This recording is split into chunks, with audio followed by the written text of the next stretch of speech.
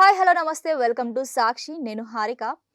ఈ మధ్య కాలంలో ఎక్కువగా ఎక్కడ చూసినా కూడా జంక్ ఫుడ్ వల్ల మన హెల్త్‌కి ఎంత ప్రాబ్లమ్ అని తెలిసినా కూడా జంక్ ఫుడ్‌నే మనం చూస్ చేసుకుంటూ ఉంటాం.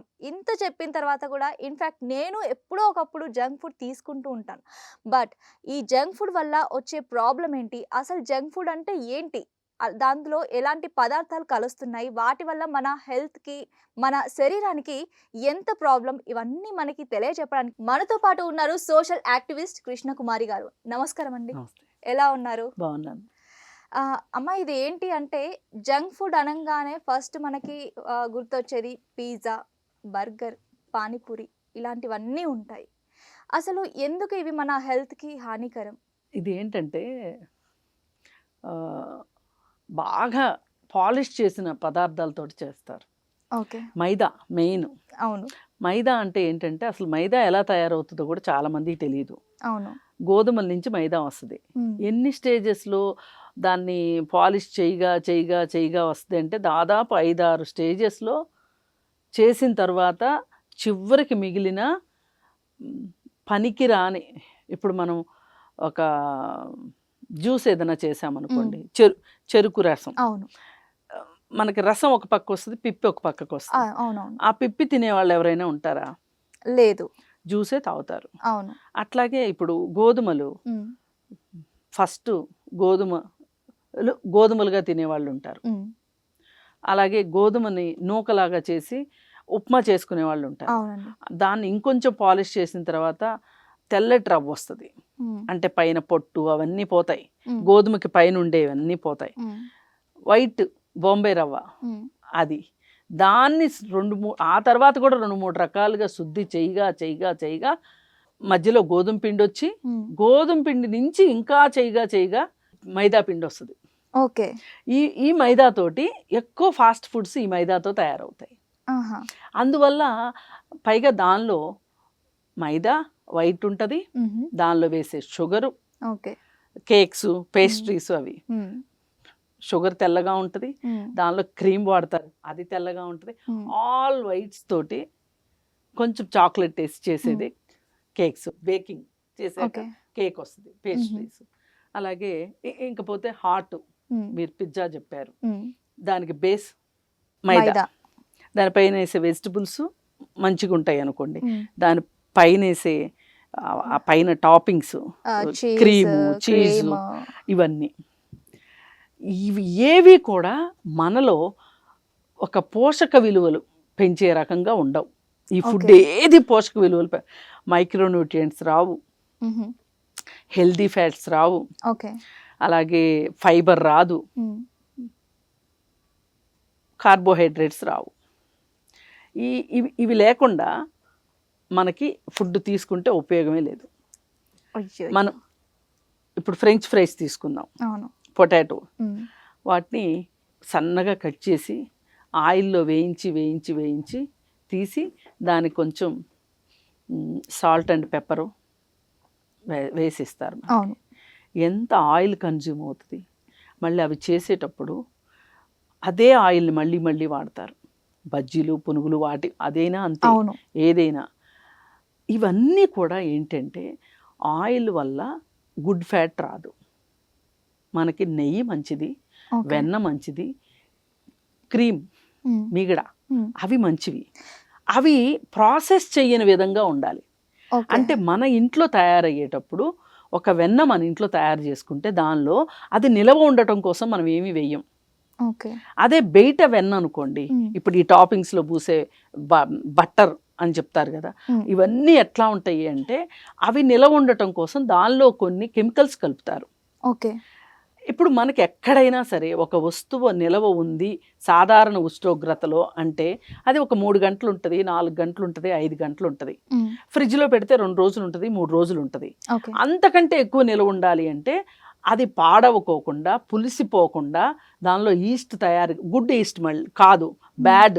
అంటే గుడ్ కి బ్యాడ్ కి డిఫరెన్స్ ఏంటి? ఇప్పుడు ఈస్ట్ అనేది మనకి పొట్టలో అరుగుదలకి కానీ మంచి బ్యాక్టీరియాని క్రియేట్ అవుతుంది. అదే పాడైపోయింది అంటే బ్యాడ్ ఈస్ట్ అంటే మనకి బ్యాక్టీరియా వస్తుంది పొట్టలో.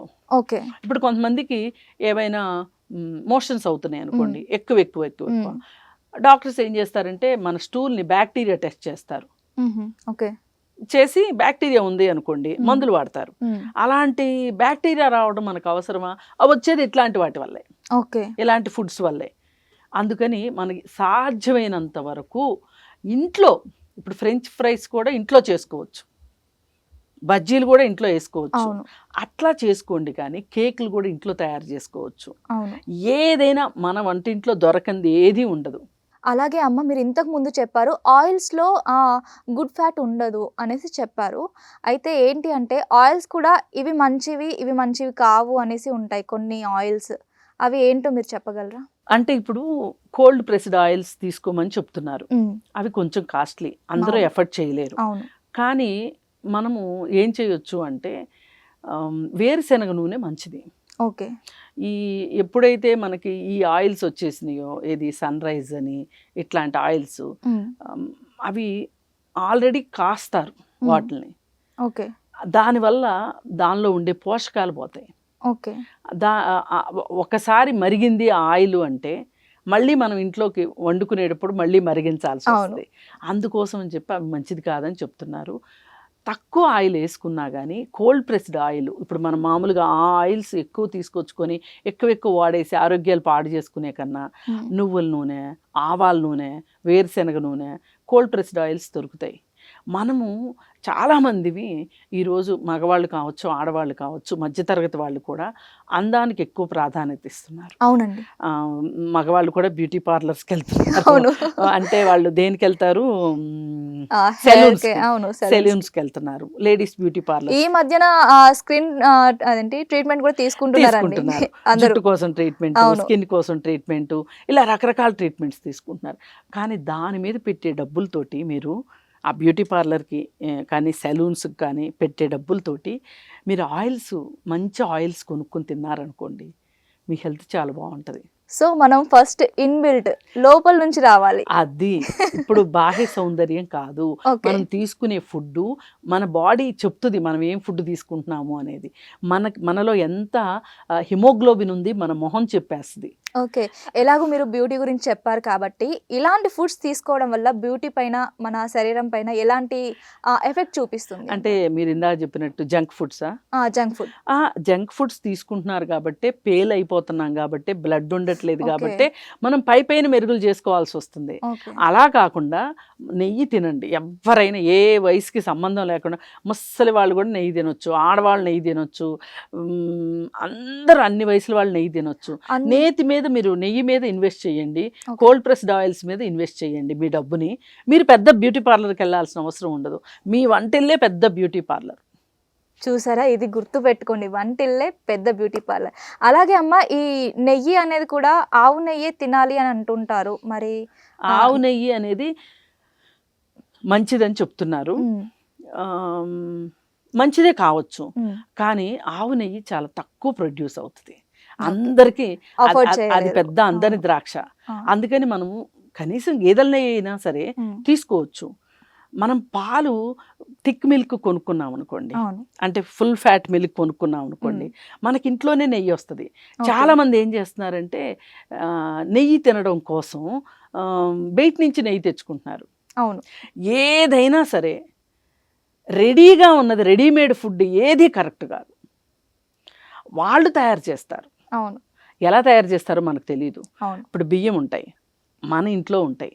ఈ బియ్యాన్ని మనం కడిగి మనం వండుకుంటాం. ఎగ్జాక్ట్లీ. మనం ఏం వేస్తున్నామో మనకు తెలుసు. అవును. ఇప్పుడు పెరుగుంది, చాలామంది పెరుగు కొనుక్కుంటారు, కరెక్ట్ కాదు. పాలు కొనుక్కోవాలి, మన ఇంట్లో మనం తోడేసుకోవాలి. అది ఎంత పెద్ద పనేమీ కాదు, చాలా చిన్న పని. అది భర్త చేయొచ్చు, భార్య చేయొచ్చు, ఆఖరికి నేర్చుకుంటే పిల్లలు కూడా చేయొచ్చు. అది ఏ పెద్ద రాకెట్ సైన్స్ కాదు. ఎందుకు చెప్తున్నా అంటే, ఇప్పుడు వాళ్ళు బయట పెరుగు గట్టిగా ఉండటం కోసం, పుల్లగా అవ్వకుండా ఉండటం కోసం దానిలో ఏదో ఒకటి కలుపుతారు. అదే మన ఇంట్లో మనం తయారు చేసుకుంటే ఏమీ కలపం. జస్ట్ పాలు కాస్తాము, వేడి కాగిన తర్వాత, ఆరిన తర్వాత దాంట్లో కొంచెం మన ఇంట్లో పెరుగు వేస్తాం. అంటే ఈ పెరుగు మనం తయారు చేసుకున్నదే, మళ్ళీ పెరుగు కోసం తయారు చేసి వేస్తున్నాం. అవును. అంటే ఎక్కడ కలుషితం అయ్యే అవకాశం లేదు. మనం చెయ్యాల్సింది ఏంటంటే కలుషితం కాని ఆహారాన్ని ఎంత ఎక్కువ తీసుకున్నా ఏమీ కాదు, దానికి తగ్గట్టు ఎక్సర్సైజ్ చేసుకోవాలి. అంటే బయట రెడీగా ఉన్న ఫుడ్స్ కాకుండా, రెడీమేడ్ ఫుడ్స్ కాకుండా ఎంతో కొంత మనం ప్రాసెస్ చేసుకోవాలి. అసలు మనని మార్కెట్ చేసేస్తున్నారు. ఓకే. మార్కెట్టే చెప్తుంది మనం ఏం కొనుక్కోవాలనేది. జింజర్ గార్లిక్ పేస్ట్ కొనుక్కోని ఒకళ్ళు చెప్తారు, అవును. రసం పొడి కొనుక్కోండి, సాంబార్ పొడి కొనుక్కోండి, కారం కొనుక్కోండి, మసాలా పౌడర్. మసాలా పౌడర్స్, ఇవన్నీ అసలు ఎన్ని రకాల మసాలా పౌడర్స్ ఉంటున్నాయి. మనం ఒక్కసారి సూపర్ మార్కెట్కి వెళ్ళాము అంటే అన్నీ ఎదురుగా కనిపిస్తాయి. అవునండి. అవన్నీ మనం ఇంట్లో చేసుకోగలం. సాంబార్ పొడి చేసుకోగలం, రసం పొడి చేసుకోగలం, కారం చేసుకోగలం, జింజర్ గార్లిక్ పేస్ట్ చేసుకోగలం. కానీ మనం ఏమనుకుంటామంటే రెడీగా ఉంది కదా, దీని బదులు ఒక హెల్పర్ని పెట్టుకుంటే మనకి వంటగదిలో హెల్పర్ని పెట్టుకుంటే ఈ ఈ సూపర్ మార్కెట్ వాళ్ళకి ఇచ్చే డబ్బులతోటి మనకు మంచి ఆహారం మనకు అందుబాటులో ఉంటుంది. అందుకని ఏది ప్యాకెట్ తిప్పడం డైరెక్ట్గా తినటం, ప్యాకెట్ విప్పటం డైరెక్ట్గా వంటలో వేయటం లాంటిది కాకుండా మనం ఇంట్లో తయారు చేసుకుంటే మన పొట్టకి మంచిది. పొట్ట బాగుంటే మనసు బాగుంటుంది. డైరెక్ట్గా మన బాడీలో 2 పార్ట్లకి డైరెక్ట్ లింక్ ఉంటుంది, పొట్ట, తల. సో అంటే మనం తీసుకునే ఫుడ్ని బట్టి మనం ఎంత మంచి లైఫ్ స్టైల్ లీడ్ చేయొచ్చు అనేది మన మీద డిపెండ్ అయి ఉంటుంది అంటారు. కాకపోతే కొంచెం శ్రద్ధ పెట్టాలి. ఇది వంట అనేది కేవలం ఆడవాళ్ళ బాధ్యత అని అనుకోవద్దు. అలాగే ఆడవాళ్ళు కూడా వంట కోసమే మేము పుడుతూనే గరిట్లు పట్టుకుని పుట్టాము అన్నట్లుగా ఆడవాళ్ళు ప్రవర్తించొద్దు. వంటగదిలో అందరికీ హక్కు ఉంటుంది. నేను ఇలా చెప్తున్నా కానీ నాకు కూడా ఒక టెరిటరీ ఫీలింగ్ ఉంటుంది, వంటగది నాది అనే ఫీలింగ్ ఉంటుంది. అది మానేసుకోండి. ఆడవాళ్ళు మానేసుకుని వంటగదిలోకి అందరికీ ప్రవేశం ఉంది, అందరూ వంటలో బాధ్యులుగా ఉండాలి, అందరి భాగస్వామ్యం వంట అనేది అనుకుంటే 2 పిల్లలు కలిసి ఏదైనా చేయొచ్చు, భార్యాభర్త కలిసి ఏదైనా చేయొచ్చు, విడివిడిగా ఏదైనా చేయొచ్చు, ఈ మొత్తాన్ని అందరూ కలిసి తినొచ్చు. అప్పుడు వంట భారం అనిపించదు. సో హెల్దీగా అందరూ కలిసి చేస్తూ డిఫరెంట్ టైప్స్ ఆఫ్ టేస్ట్ని మనం టేస్ట్ చేయొచ్చు. సో ఇప్పుడు మీరు అన్నారు వంటగది నాది, ఇది నా సామ్రాజ్యం అనేలా ఉంటుంది అనేసి. మీరు ఎలాంటి జాగ్రత్తలు తీసుకుంటారు? నేను ఇవే చెప్పాను కదా, నేను ఏది తొందరపడి బయట ఫుడ్ తినను. కానీ తప్పదు అంటే పనుల మీద బయటకు వెళ్తాం కదా, ఫుడ్ పట్టుకెట్టడానికి అవకాశం లేనప్పుడు బయట ఫుడ్ తింటాం. అది ఏమి పెద్ద వారంలో ఒక రోజు. బయట ఫుడ్ తినేటప్పుడు ఎలాంటి జాగ్రత్తలు? బయట ఫుడ్ కూడా వేడిగా ఉండాలి. ఫుడ్ పెరుగన్నం లాంటివి తినకూడదు, కూల్ డ్రింక్స్ తాగకూడదు, ఐస్ క్రీమ్స్ ఎక్కువ తినకూడదు, స్వీట్నర్స్ ఎక్కువ అవి పక్కన పెట్టాలి. పైగా మనం ఇంకొకటి కూడా ఏం చేయొచ్చు అంటే ఐస్ క్రీమ్ తినేటప్పుడు ఏదో ఒక ఫ్లేవర్ మీకు బాగా నచ్చుతుంది, మీ మనసుకు నచ్చుతుంది. అది ఒంటికి పనికి వచ్చేది కాదు ఐస్ క్రీమ్, మనసుకు నచ్చేది మాత్రమే ఐస్ క్రీమ్.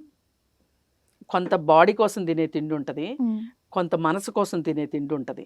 ఇది ఐస్ క్రీమ్ అనేది మనసుని తృప్తిపరుస్తుంది, బాడీకి ఏమి పనికిరావు అందులో. అయితే ఏ ఫ్లేవర్ తిన్నప్పుడు మీకు చాలా బాగుంది అనేది మీరు టెస్ట్ చేసుకోండి ఎవరికి వాళ్ళు. కొంతమందికి బటర్ స్కాచ్ ఇష్టం, కొంతమందికి వెనీలా ఇష్టం, కొంతమందికి చాక్లెట్ ఇష్టం, కొంతమందికి స్ట్రాబెర్రీ ఇష్టం. ఆ ఇష్టం ఏదో తెలుసుకుని అర్థం చేసుకుని అది మాత్రమే తినండి. మీరు ఒక ఫంక్షన్కి వెళ్ళారు, మీ ఫ్లేవర్ ఒకటి ఉంది, ఆ ఫ్లేవర్ అక్కడ లేదు, మానేయండి, స్కిప్ చేయండి. ఇది ఒక రకంగా ఐస్ క్రీమ్ ఉంది కదా అని తినడం కంటే కూడా నచ్చిన ఐస్ క్రీమ్ తినడం ఇంపార్టెంట్.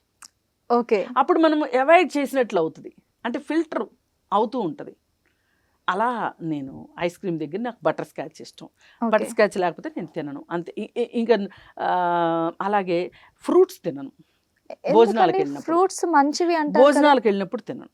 ఇప్పుడు మనం డిన్నర్ చేస్తాం, డిన్నర్ అవగానే ఫ్రూట్స్ ఉంటాయి, డిన్నర్ అవగానే ఐస్ క్రీమ్ ఉంటుంది.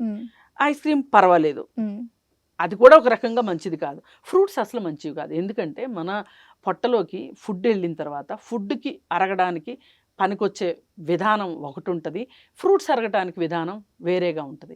ఆల్రెడీ మన డైజెస్టివ్ సిస్టము మనం తిన్న ఫుడ్ని డైజెస్ట్ చేయడానికి ప్రిపేర్ అయిపోతుంది. అలాంటప్పుడు దానిలో తీసుకెళ్ళి మనం ఫ్రూట్స్ని పడేసామనుకోండి, ఆ ఫ్రూట్స్ తినకూడదు. నైట్ అస్సలు తినకూడదు, ఫ్రూట్స్ నైట్ అస్సలు తినకూడదు. ఈవినింగ్ 5 తర్వాత ఫ్రూట్స్ తినకూడదు. నేను ఇది కొత్తగా తెలుసుకున్నాను. నాకు ఫ్రూట్స్ అంటే చాలా ఇష్టం. తింటూనే మీరు ఉంటాను. మార్నింగ్ నుంచి హ్మ్. మధ్యాహ్నం 4 వరకు ఎన్నిసార్లు ఎంత ఫుడ్ అన్నా తినండి, ఫ్రూట్స్ తోటి తినండి, ఏం కాదు. హ్మ్. ఎందుకంటే ఫ్రూట్స్కి ఎవరు చెప్పగానే విన్నా, నాకు మాత్రం ఏం తెలుసు హ్మ్. ఇట్లాంటివన్నీ. ఫ్రూట్స్ కిన్ను చంద్రుడికి హ్మ్. పడదు, ఓకే. వేరే ఏం లేదు. హ్మ్. ఫ్రూట్స్ చల్లదనాన్ని ఇస్తాయి బాడీకి, చల్లగా ఉంటాయి కదా అవును. ఎంతైనా. హ్మ్. పైగా సిట్రస్ ఉంటుంది. హ్మ్. సిట్రస్ ఈవినింగ్ టైం మంచిది కాదు, ఓకే. గ్యాస్ వస్తుంది. హుహు. అలాగే ఈ ఫుడ్ తిన్న వెంటనే ఫ్రూట్స్ తింటే ఈ సిట్రస్ కిన్ను ఈ ఫుడ్కి డిఫరెన్స్ వస్తుంది. ఓకే. మీకు ఇంకొక బెస్ట్ ఎగ్జాంపుల్ చెప్తా. మనం వంటగది వేస్ట్ తోటి ప్రాసెసింగ్ చేసి ఎరువులు తయారు చేస్తూ ఉంటాం అవునవును. ఇంట్లో. హ్మ్. ఇంట్లోనే చేస్తాం మనం. హ్మ్.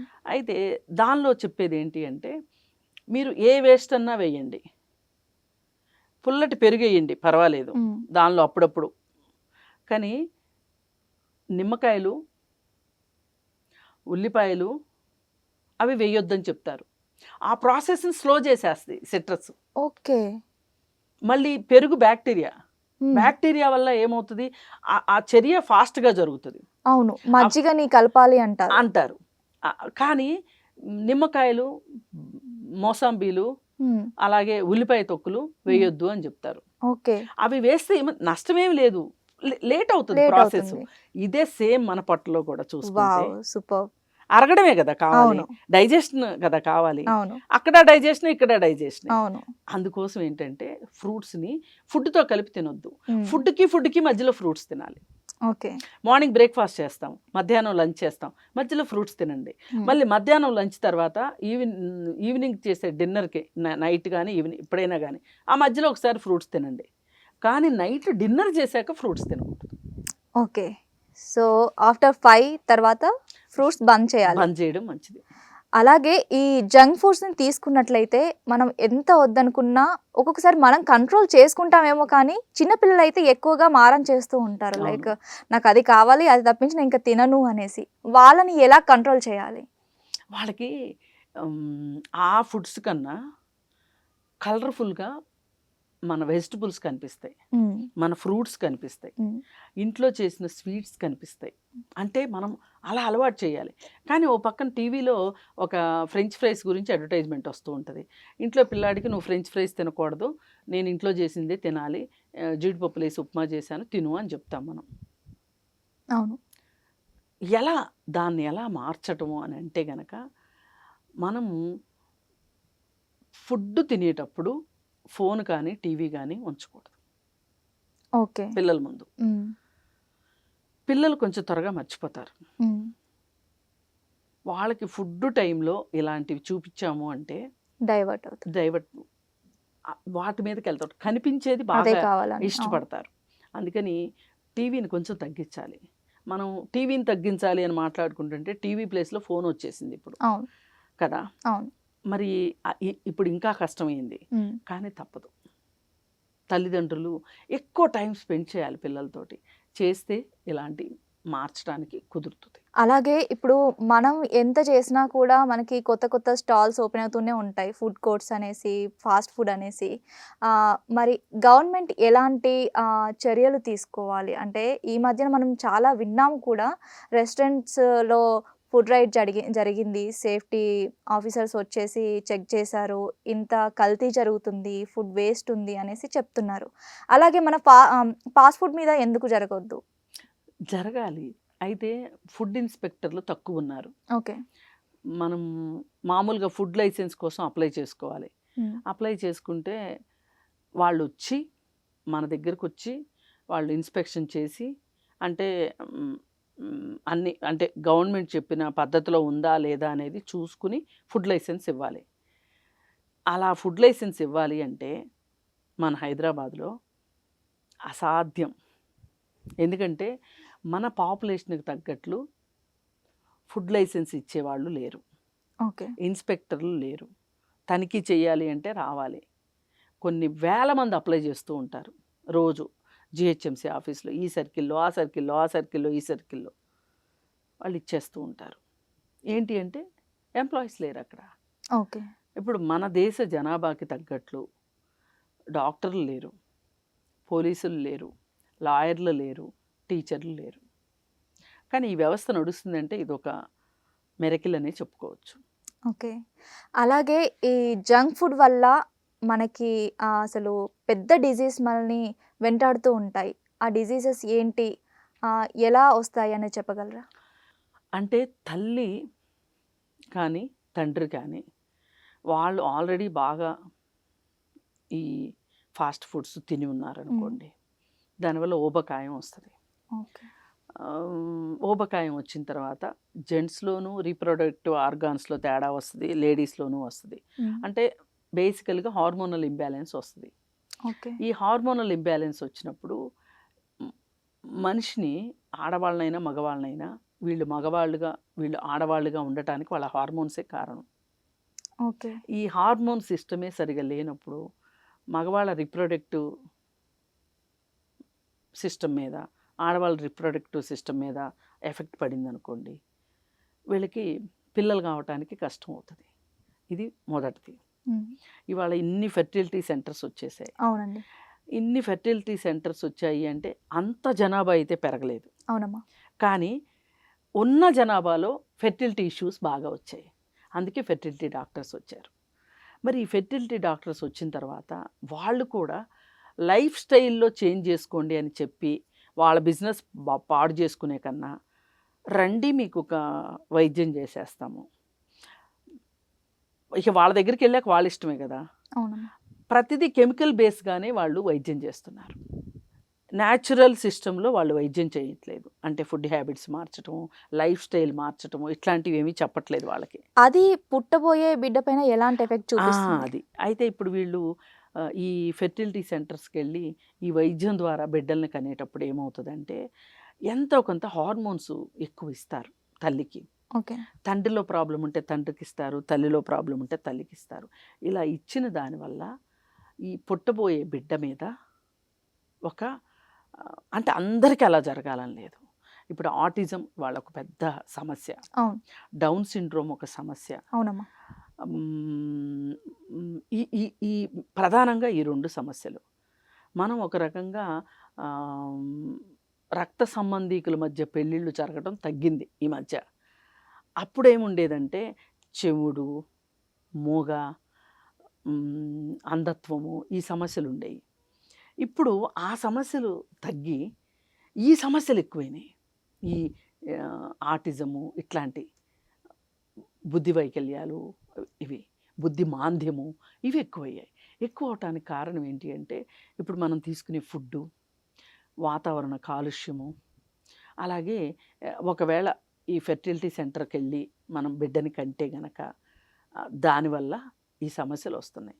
ఓకే. మరి ఈ సమస్యల్ని మనం డీల్ చేయాలి అంటే పైగా ఇంకొకటి, తల్లి చాలా ఒత్తిడితో కూడిన ఉద్యోగాలు చేస్తుంది అనుకోండి, పుట్టబోయే బిడ్డల మీద ఆ ప్రభావం పడుతుంది.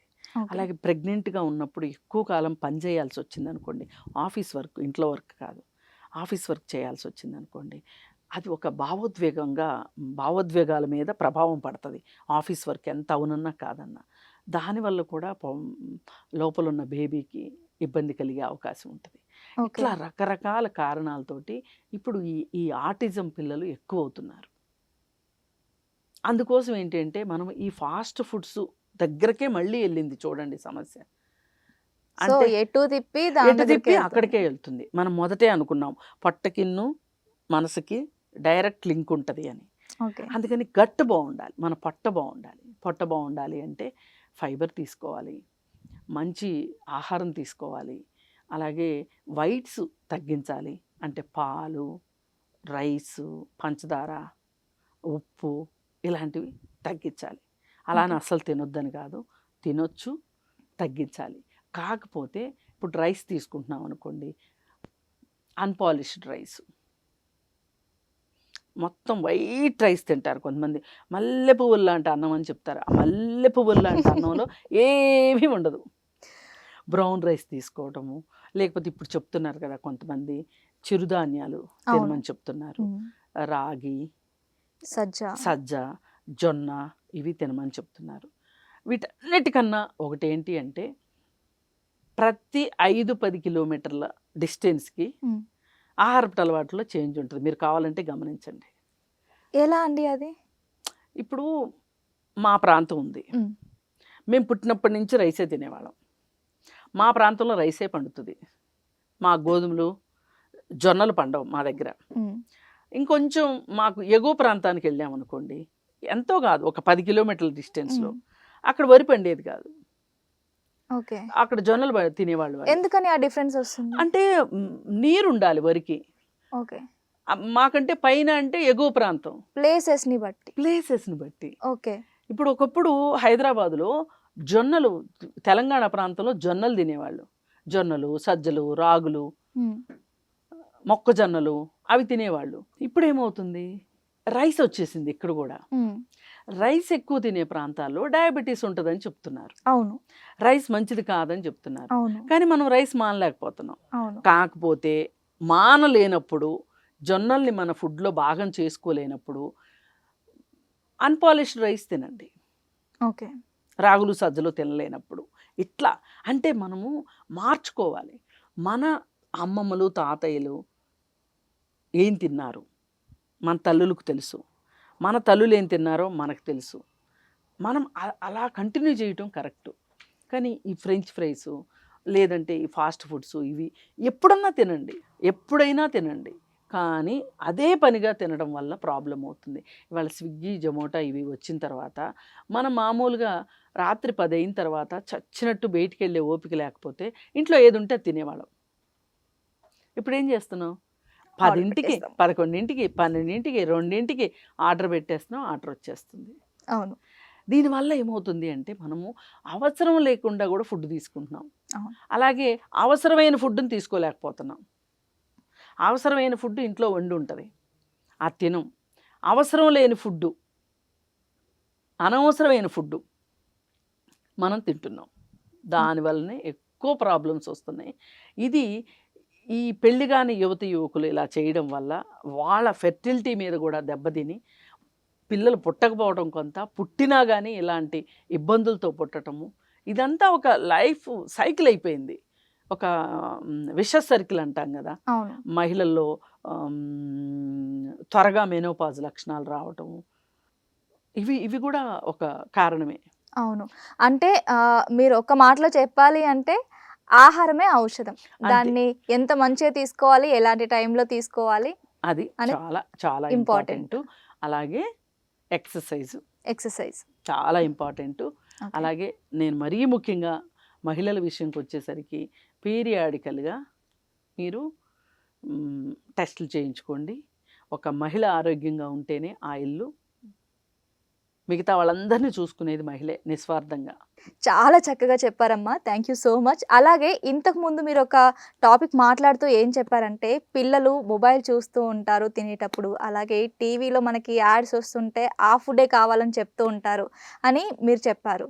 సో జంక్ ఫుడ్ మన పైన ఎంత ప్రభావం చూపిస్తుందో గ్యాడ్జెట్స్ కూడా మన పైన అంతే ప్రభావం చూపిస్తూ ఉంటాయి. మన లైఫ్ సర్కిల్ని, ఒక హెల్తీ లైఫ్ సర్కిల్ని ఎంత స్పాయిల్ చేస్తున్నాయి అనేది మీ మాటల్లో వినాలనుంది గ్యాడ్జెట్స్ పైన. ఇప్పుడు కొత్తగా ఆస్ట్రేలియా గవర్నమెంట్ ఒక తీర్మానం చేసింది. అవును. ఎందుకంటే పిల్లలకి గాడ్జెట్స్, సెల్ ఫోను ఎంత దూరం పెట్టాలి, అసలు వాళ్ళని ఏ వయసు వాళ్ళకి సెల్ ఫోన్ ఇవ్వాలి, సోషల్ మీడియా యూజ్ చేయాలి అనే దాని మీద కొన్ని నియమ నిబంధనలు పెట్టాలి అని చెప్పి, అది 14 సంవత్సరాల 16 సంవత్సరాల అని వాళ్ళు తర్జన పడుతున్నారు. అలాగే ఇప్పుడు వాళ్ళు కానీ ఏదన్నా ఒక చట్టం తీసుకొస్తే అది చూసి వేరే దేశాల వాళ్ళు కూడా దాన్ని ఫాలో అయ్యే అవకాశం ఉంది. ఫాలో అవ్వాలని నేను కోరుకుంటున్నా. ఇవాళ చాలా చిన్న పిల్లలు కూడా వాష్రూమ్కి కూడా ఫోన్ పట్టుకెళ్తున్నారు. ఎగ్జాక్ట్లీ. పైగా పట్టుకెళ్ళి వాళ్ళు ఏం చేస్తున్నారు, ఫ్లష్ చేయాలి అని కూడా మర్చిపోతున్నారు. ఫ్లష్ చేయట్లేదు. అంటే వాళ్ళు మనిషి ఇక్కడ, మనసు ఎక్కడో ఉంటుంది. చేతిలో ఫోను, మనిషి ఇక్కడ, మనసు ఎక్కడో. ఈ మూడిటికి కోఆర్డినేషన్ కుదరట్లా. ఓకే.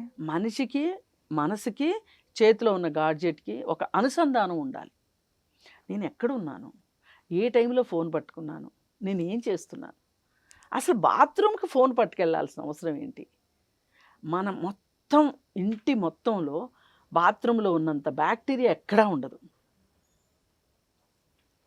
మరి ఆ బాత్రూమ్కి బ్యాక్టీరియా అట్రాక్ట్ అయ్యే ప్లేస్ దగ్గరికి మనము మన చేతిలో మొబైల్ని ఎందుకు తీసుకెళ్తున్నాం? ఈ మొబైల్నే మనం పట్టుకుని నొక్కుతూ ఉంటాము. అవునండి. ఈ మొబైల్లో కానీ రిమోట్లో కానీ చాలా బ్యాక్టీరియా ఉంటుంది. మనం ఏం చేస్తాము, ఈ రిమోట్ పట్టుకుని నొక్కుతుంటాం ఒక చేత్తో పట్టుకొని ఫోన్ నొక్కుతూ ఉంటాం. ఈ 2 చేతులతో కలిపి వంటగదిలోకి వెళ్తాం. వంటగదిలోంచి ఒక ఫుడ్ తీసుకొచ్చుకొని తింటాం. అమ్మ చాలా బాగా వంట చేసి పెట్టొచ్చు, చాలా జాగ్రత్తగా హెల్దీగా చేసి పెట్టొచ్చు. మీరేం చేస్తున్నారు? ఆ ఫుడ్ తీసుకొచ్చి మీ ఫోన్ తోటి మీ రిమోట్లోను నుంచి మీ చేతుల్లోకి వచ్చిన బ్యాక్టీరియాతోటి మీరు ఫుడ్ తింటున్నారు. అవును. కానీ మేము ఎంత అయినా సరే మేము చేతులు కడుక్కొని ఫుడ్ తింటాము అనేంత తెలివితేటల్లో గనక మీరుంటే, అంత గమనంలో గనక మీరుండుంటే, అంత కాన్షియస్గా అంత ఎరుకలో మీరుంటే గనక అసలు మీరు బాత్రూమ్కి ఫోనే పట్టుకెళ్ళరు. ఎక్కడో మొత్తం ఇది బ్రేక్ అయింది ఇక్కడ. ఫస్ట్ అసలు మొబైల్ బాత్రూమ్కి తీసుకెళ్ళడమే తప్పు. అలా తీసుకెళ్తున్నాం అన్నప్పుడే మనలో ఎక్కడో కనెక్షన్స్ వీక్ అయ్యాయి. ఈ వీక్ అయిన కనెక్షన్స్లో మనం చేసే పనులు వీక్గానే ఉంటాయి. అవి మన దెబ్బతీస్తాయి, మన ఇంకా వీకెండ్ చేసేస్తాయి. అందుకని సెల్ ఫోన్ ఎట్టి పరిస్థితుల్లో మనం వాష్రూమ్కి తీసుకెళ్ళకూడదు. అది మొదటి నియమం. అలాగే పొద్దున్నే లేస్తూనే ఏదో కొంపలు అంటుకుపోయినట్లు, సూర్యుడు ఏదో పనిపాట లేకుండా ఉదయించినట్లు మనం కూడా పనిపాట లేకుండా ఫోన్ పట్టుకుంటాం. ఫస్ట్ మనకి ఏం మెసేజెస్ వచ్చాయి, మనం అసలు ఈ దేశ అధ్యక్షులు లేకపోతే ఇంకోటో అన్నంత లెవెల్లో మనకే బోలుడు వచ్చేస్తాయి అన్నట్లు ఆ నోటిఫికేషన్స్ చూసుకుంటూ ఉంటాం. అది ఎంత తప్పు అంటే, లేచిన తర్వాత 1 గంట పాటు ఫోన్కి ఎక్స్పోజ్ అవ్వద్దని చెప్తున్నారు డాక్టర్లు. 1 అవర్ ముట్టుకోవద్దని చెప్తున్నారు. ఈ 1 అవర్ మరి మీరు ఏం చేయాలి? శుభ్రంగా దాన్ని ఛార్జింగ్ పెట్టి వాష్రూమ్కి వెళ్ళండి, టీ తాగండి, ఎండలో కూర్చోండి, ప్రకృతిని చూడండి. మన ఇంటి పక్కన ఒక చెట్టు ఉంటుంది, ఆ చెట్టు మీద ఒక పెట్టు ఉంటుంది, ఆ చెట్టుకు కొన్ని పువ్వులు ఉంటాయి. గమనించండి, ప్రకృతిని ఆస్వాదించండి. మనము ఈ ఫోన్లో కొంతమంది పువ్వులకు సంబంధించి గుడ్ మార్నింగ్ అని పెడుతుంటారు. అసలు ఈ గుడ్ మార్నింగ్కి 10 రూపాయలు పెట్టారంటే ఎవరు గుడ్ మార్నింగ్ చెప్పరు మనకి. అవును. పువ్వులు గుడ్ మార్నింగ్లు, పులులు గుడ్ మార్నింగ్లు, పిల్లులు గుడ్ మార్నింగ్లు పెట్టేస్తూ ఉంటారు మనకి. మనము ఆ ఫోన్లో ఉన్న పువ్వును చూడడానికి మనం ఇష్టపడతాం, కానీ మన ఇంటి పక్క ఉన్న చెట్టు మీద ఉన్న పువ్వును చూడడానికి ఇష్టపడం. కానీ అమ్మ, మీరు చెప్పింది చాలా మంచి విషయం. అసలు ప్రకృతిని ఆస్వాదించాలి, చూడాలి, పలకరించాలి అనేది ఒకప్పుడు మనకి చాలా ఉండేది. ఇప్పుడు అది ఈ గ్యాడ్జెట్స్ వల్ల మారుతున్న ఈ టైం సర్కిల్ కానీ కాలం వల్ల మారిపోయింది. మరి ఈ గ్యాడ్జెట్స్ వల్ల మనకి ఈ లైఫ్ సర్కిలే కాకుండా హెల్త్ ఇష్యూస్ కూడా మనకి వస్తూ ఉంటాయి. అవును. ఇప్పుడు ప్రెగ్నెంట్ ఉమెన్ ఫోన్ ముట్టుకోవద్దని చెప్తారు. అవును. ఎందుకు అంటే దాని రేడియేషన్ వల్ల కావచ్చు, అది ఒక ఎలక్ట్రానిక్ గాడ్జెట్ కాబట్టి దానిలో నుంచి వచ్చే తరంగాలు కావచ్చు, ఏది ఏమైనా ఎక్కువ వాడొద్దు అని చెప్తారు. కానీ చాలామంది హెల్త్ టిప్స్ కోసం ఫోన్లో చూస్తూ ఉంటారు. అది అసలు ఈ ఫోనే మన హెల్త్ని పాడు చేస్తాయి. ఎప్పుడన్నా ఒక ఫోన్ మాట్లాడుకుంటే తప్పు కాదు. అలాగే ప్రెగ్నెంట్ అవ్వగానే జాబ్కి సెలవు పెట్టకుండా 9 నెలలు 8 నెలలు వచ్చే వరకు ఆఫీస్కి వెళ్తూ ఉంటారు. దానివల్ల చాలా స్ట్రెస్ అవుతూ ఉంటుంది. అలాగే అక్కడికి వెళ్ళిన తర్వాత ఇవాళ ప్రతి ఆఫీస్లోనూ కంప్యూటర్ లేనిదే పనులు జరగట్లేదు. ఆ కంప్యూటర్ దగ్గర కూర్చుంటాము, అది మంచిది కాదు. ప్రతిదీ రేడియేషనే కదా. పైగా కృత్రిమ వాతావరణంలో ఉండాల్సిన పని ఉంటుంది. ఎక్కడా కిటికీలు ఉండవు, మొత్తం మూసేసి ఏసీలు వేస్తారు. ఒక బ్యాంకుకి వెళ్ళండి, ఎంత ఉడికిపోయినట్లు అవుతుంది. ఎంత మంచి కార్పొరేట్ బ్యాంకుకి వెళ్ళినా సరే మరి వాళ్ళు ఎలా పనిచేస్తారా పాపం అనిపిస్తూ ఉంటుంది. అలా ఒక రకంగా ఇట్లా మనం ఒక కృత్రిమమైన వాతావరణంలో బతుకుతున్నాం. ఇది కరెక్ట్ కాదు. ఈ కృత్రిమమైన వాతావరణంలో మళ్ళీ గాడ్జెట్స్ తోటి బతుకుతున్నాం. ఇది మన లైఫ్ స్టైల్కి మంచిది కాదు. ఈ ఫోన్లు పుట్టక ముందే అట్రాక్ట్ అయిపోతుంది బేబీ. ఎలా అట్రాక్ట్ అవుతుందంటే, ఓకే. ఇప్పుడు తల్లి ఫోన్ చూస్తూ ఉంది అంటే ఎంతో కొంత తల్లి తీసుకున్న ఆహారం బిడ్డకి వెళ్తున్నప్పుడు తల్లి చూసే విషయాలు బిడ్డకి వెళ్తాయి కదా. ఓకే. అలాగే ఆ తర్వాత ఇప్పుడు ఫోటో షూట్లని, బేబీ బంప్స్, అవును. బేబీ షవర్ ఫంక్షన్స్, అవును. వాటన్నిటికీ షూట్స్ చేస్తున్నారు. మొత్తం అవన్నీ ఫోన్లో వచ్చేస్తాయి. ఫోన్ చూసుకుంటా కూర్చుంటాం. అంటే వీళ్ళ జీవితం పుట్టక ముందే ఫోన్తోనే మొదలైపోతుంది.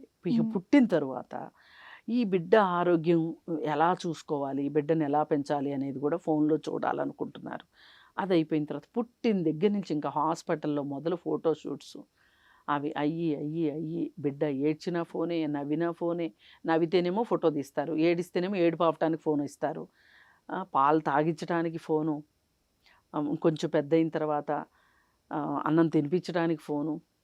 ఇలా ఫోను వాళ్ళ జీవితంలో అంతర్భాగం అయిపోయిన తర్వాత ఇంకా స్కూల్కి వెళ్ళిన తర్వాత స్కూల్లో స్క్రీన్ మీద చదువు, ఇంట్లో రైమ్స్ ఫోన్లో వినిపిస్తారు, అది ఇది కాదంటే టీవీలో రైమ్స్ చూపిస్తారు.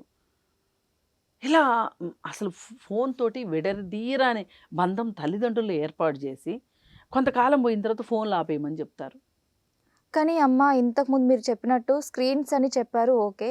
కొన్ని కార్పొరేట్ స్కూళ్ళల్లో ఏంటి అంటే పిల్లలకి ట్యాబ్స్ ఉండాలి, మేము వీకెండ్స్లో కూడా టెస్ట్ తీసుకుంటాము, క్లాసెస్ చెప్తాము అనేసి ఎక్కువగా ఫోర్స్ చేస్తున్నారు. ట్యాబ్ తప్పకుండా ఉండాలి, మ్యాండేటరీ చేశారు.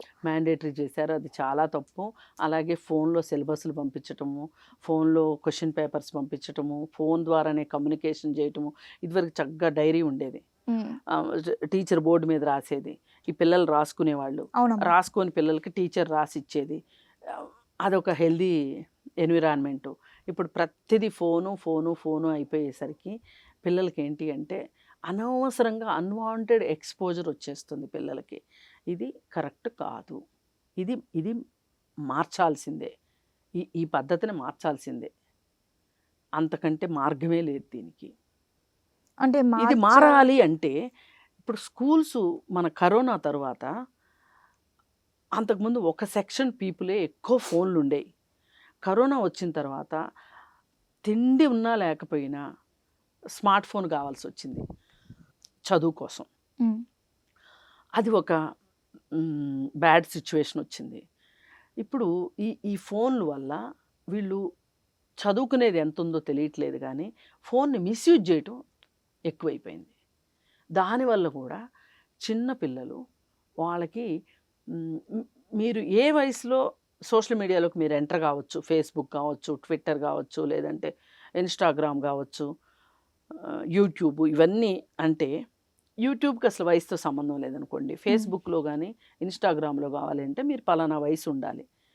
నేను ఏదన్నా స్కూల్స్లో ఏదన్నా ప్రోగ్రామ్కి వెళ్ళినప్పుడు నేను పిల్లలతోటి మాట్లాడేటప్పుడు ఇక్కడ ఫేస్బుక్ ఎవరు వాడుతున్నారు అని చెప్పి అడిగితే మాటలు పెట్టి చేతులు ఎత్తేస్తారు. అదేంటి, మీరు ఏం చూపించి ఎంటర్ అయ్యారు మీరు అంటే వీళ్ళ ఐడెంటిటీ చూపించుకోవాలి కదా, ఆధార్ కార్డు ఏదో ఒకటి. అంటే మా అమ్మ పేరుతోనో మా నాన్న పేరుతోనో పెట్టి తీసుకున్నామని చెప్తారు. ఓకే. తల్లిదండ్రులకి పెద్ద ఫోన్ గురించిన టెక్నాలజీ తెలియపోయేసరికి తల్లిదండ్రులు కూడా పిల్లల మీద ఆధారపడుతూ ఉంటారు. ఆధారపడటంతో పిల్లలకి ఏమనిపిస్తుంది అంటే, మా అమ్మకి మా నాన్నకి తెలియంది నాకు చాలా తెలుసు అనుకుంటారు. ఓకే. వీళ్ళు కొంచెం హీరోలాగా ఫీల్ అయిపోతూ ఉంటారు. అందుకని ఫోనుల్ని అసలు స్మార్ట్ ఫోను బిజినెస్కి అవసరమా అనుకున్న వాళ్ళు మాత్రమే స్మార్ట్ ఫోన్లు యూజ్ చేయాల్సిన అవసరం ఉంది ఇవాళ. ఓకే. ప్రతి ఒక్కళ్ళు, అవసరం ఉన్నవాళ్ళు, అవసరం లేని వాళ్ళు, అంటే ఫోను ఒక ఇన్ఫర్మేటివ్ సిస్టమ్ గానో లేకపోతే బిజినెస్కి అవసరమైన టూల్ లాగానో వాడాలి తప్పితే ఫోన్ ఏమైపోయిందంటే మనకు ఒక ఎంటర్టైన్మెంట్ పీస్ అయిపోయింది. ఒక కమ్యూనికేషన్ కోసమే ఉండాలి ఈ ఫోన్ అనేది, ఎంటర్టైన్మెంట్ కానే కాదు ఫోను అనేది బలంగా ప్రభుత్వాల దృష్టిలో కూడా ఉండాలి. ప్రభుత్వాలు ఏం చెప్పుకుంటున్నాయి, మా దేశంలో 100 కోట్ల ఫోన్లు ఉన్నాయి, 100 కోట్ల మంది ఫోన్లు యూజ్ చేస్తున్నారు. నిజమే, యూజ్ చేస్తున్నారు. ఇప్పుడు ఒక ఇంట్లో 4 మనుషులు ఉంటే ఇదివరకు ఒక ఫోన్ ఉండేది, ఏది ల్యాండ్లైను, కార్డ్లెస్ ఫోను, హ్మ్. ల్యాండ్‌లైన్ ఉండేది. హ్మ్. ఇప్పుడు ఎన్ని ఫోన్‌లు అయిపోయినాయండి? అసలు ల్యాండ్‌లైన్ ఫోన్ తీసేశారు. నలుగురు మనుషులుంటే 4 ఫోన్‌లు. ఒక్కొక్కసారి ఒక్కొక్కరికి 2 అలా గూడా 2, 2, 3 మెయింటైన్ 2, 3 చేస్తారు. నంబర్‌లుంటున్నాయి. 2, 3 ఫోన్‌లుంటున్నాయి. వాళ్ళ ఇంట్లో అదే టైంకి గనక వాళ్ళ ఇంటికి ఒక హౌస్ మెయిడ్ వచ్చిందనుకోండి, ఆమె చేతిలో ఒక ఫోను, ఆ ఇంట్లో ఒక డ్రైవర్ వచ్చాడనుకోండి, ఆయనకొక ఫోను, అలాగే ఆ ఇంట్లో ఎవరైనా పెద్దవాళ్ళుంటే వాళ్ళకొక ఫోను, ఆ పెద్దవాళ్ళకి అటెండెంట్‌గా ఎవరన్నా వస్తే వాళ్ళకొక ఫోను. ఒక 2000 ఎస్ఎఫ్టీ ఇంట్లో ఒకేసారి 10 ఫోన్‌లుంటున్నాయి. హ్మ్. ఇది ఎంతవరకు కరెక్ట్? ఇది ఒక కాలక్షేపంలాగా అయిపోయింది. Time pass. ఒక టైం పాసు ఓల్డ్ ఏజ్ పీపుల్‌కి టైం పాస్ అంటే అర్థం ఉంది. యంగ్ పీపుల్‌కి, చిన్న పిల్లలకి టైం పాస్ ఏంటండి? ఆమె అందుకే ఆస్ట్రేలియాలో ప్రెసిడెంట్ అన్నారు. నా దేశం పిల్లలు ఫుట్‌బాల్ గ్రౌండ్స్‌లోనో, లైబ్రరీలోనో, ఈత కొలనులోనో, ఆట స్థలాల్లోనో ఉండాలని నేను కోరుకుంటున్నాను. అబ్బా! ఇలా సెల్ ఫోన్‌లతో ఉండాలని నేను కోరుకోవట్లేదు అని చెప్పింది. ఎంత గొప్పగా చెప్పారమ్మా. చాలా గొప్పగా చెప్పింది. మరి అలాంటిది మన దేశంలో కూడా రావాలని నేను కోరుకుంటున్నా. మనం ఎంతసేపు ఫోను. అదేమంటే గూగుల్ చూస్తున్నామంటారు. అదేమంటే ఫేస్‌బుక్ చూస్తున్నామంటారు. చాలా ఇన్ఫర్మేషన్ ఉందంటారు. ఈజీ అయిపోయింది. ఒక రకంగా కాదనట్లేదు నేను. ఇన్ఫర్మేషన్ దొరుకుతుంది. కానీ బుక్ ఇన్ఫర్మేషన్‌కి, ఫోన్ ఇన్ఫర్మేషన్‌కి చాలా తేడా ఉంది. అవును. రిలయబిలిటీలో కూడా తేడా ఉంది. అందుకోసం ఏంటంటే మనకి ఫోను వల్ల ఒక రకంగా తిండి ఎక్కువ తింటున్నాం. ఊబకాయం రావటానికి కూడా అదే కారణం. ఫోన్ వల్ల ఫిజికల్ యాక్టివిటీని తగ్గించేస్తున్నాం. ఇది కూడా ఒక కారణం. వీటన్నిటి వల్ల వెళ్ళి మనుషుల ఆరోగ్యం మీద పడుతుంది. మనుషుల శారీరక ఆరోగ్యమే మానసిక ఆరోగ్యం, మానసిక ఆరోగ్యమే శారీరక ఆరోగ్యం. సూపర్బ్ అమ్మా. హ్మ్. అంటే ఇప్పుడు ఈ గ్యాడ్జెట్స్‌కి, జంక్ ఫుడ్‌కి ఆహ్, ఒక మంచి అనుసంధానం ఉంది అని చెప్పొచ్చు. 2 కూడా ఒకటే. మనల్ని బాగా అడిక్ట్ చేసుకొని, మనం అడిక్ట్ అయిపోయి, అసలు ఏంటి అంటే మనకి ఒక టైమ్ మేనేజ్‌మెంట్ అనేది లేకుండా ఇప్పుడు అమ్మ చెప్పారు. మసాలాలు మనం ఇంట్లో తయారు చేసుకోవచ్చు. మనం ఇంట్లో ఇవన్నీ కూడా క్రియేట్ చేసుకోవచ్చు. మంచిగా హెల్తీ లైఫ్ స్టైల్‌ని లీడ్ చేయొచ్చని మీరు చెప్పారు. అయితే దానికి టైం ఉండదు అని చాలామంది చెప్తూ ఉంటారు. కాకపోతే ఆ టైం ఎక్కడ అయిపోతుంది అంటే ఇక్కడ అయిపోతుంది. సెల్ ఫోన్‌లో మొబైల్‌లో అయిపోతుంది. అయిపోతుంది. మొబైల్‌లో అయిపోతుంది. అందుకని చెప్పి సీరియల్స్‌లో అయిపోతుంది హ్మ్. మనకి. అందుకని అవి తగ్గించుకొని మనము అన్ ఇంటి పనిలో అందరూ భాగస్వాములయ్యి, అందరూ ఒ ఒక హ్యాపీ ఎన్విరాన్మెంట్‌లో ఉంటే కుటుంబాలు బావుంటాయి. కుట్ మనుషులు బావుంటారు. మనుషులు బావుంటే కుటుంబాలు బావుంటాయి. కుటుంబాలు బావుంటే ఒక మన పక్కన సమాజం బావుంటది. సమాజం బావుంటే దేశం బావుంటది. చాలా చక్కగా చెప్పారమ్మా. ఒక మామూలు మనిషికి అర్థమయ్యే రీతిలో జంక్ ఫుడ్ గురించి, అలాగే గ్యాడ్జెట్స్ గురించి ఎంతో చక్కగా వివరించారు. అలాగే మన వ్యూవర్స్ అయినా, నేనైనా ఇంక్లూడింగ్ నేను కూడా పాటిస్తామని అనుకుంటున్నాము. థ్యాంక్ యూ అమ్మా. నమస్కారం. నమస్తే.